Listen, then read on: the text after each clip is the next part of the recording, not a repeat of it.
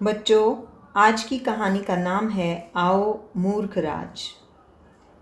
तो शुरू करते हैं कहानी। बादशाह अकबर बीरबल का बहुत आदर करते थे। बीरबल बादशाह के दरबार में नवरत्नों में से एक रत्न थे। बीरबल बहुत बुद्धिमान थे। वे अपनी विनोद भरी बातों से और हाजिर जवाबी से बादशाह को बहुत खुश रखते थे।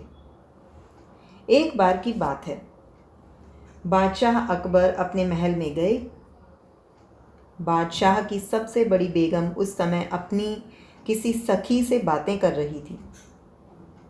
बादशाह अचानक उनके पास जाकर खड़े हो गए। बेगम ने जब उनको इस तरह आकर खड़े होते देखा तो हंसकर बोली, आइए मूर्खराज। बादशाह को बहुत बुरा लगा, पर वह अपमान को पी गए और अपने महल में आराम करने चले गए। सोचने लगे, बड़ी बेगम बहुत समझदार है, सदा आदर से बात करती है, परंतु आज उसने अपनी सखी के सामने मेरा बड़ा अपमान कर दिया। आखिर उसने मुझे मूर्खराज क्यों कहा? बादशाह इसी तरह की बातें सोच रहे थे कि इतने में उनके पास बीरबल आए। बादशाह ने बीरबल को देखते ही कहा, आइए मूर्खराज। बीरबल ने मुस्कुरा कर कहा, जी मूर्खराज जी। बादशाह पहले ही जले भुने बैठे थे। बीरबल के जवाब से बादशाह तड़प उठे। उन्होंने क्रोध में आग लाल होकर पूछा, बीरबल, तुमने मुझे मूर्खराज क्यों कहा? बीरबल ने उत्तर दिया, हुजूर, 5 बातों से मनुष्य मूर्ख कहलाता है।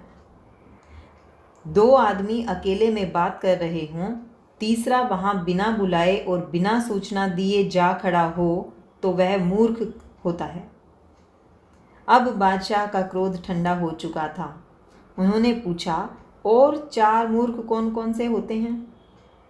बीरबल ने उत्तर दिया, दूसरा मूर्ख वह है जो 2 आदमियों की बात पूरी हुए बिना बीच में बोल पड़े। तीसरा मूर्ख वह है जो कहने वाले की बात पूरी सुने बिना बीच में बोल पड़े। चौथा मूर्ख वह है जो मूर्ख के पास जाए और उसकी संगति करे। अब बादशाह समझ गए कि बड़ी बेगम ने उन्हें मूर्खराज क्यों कहा।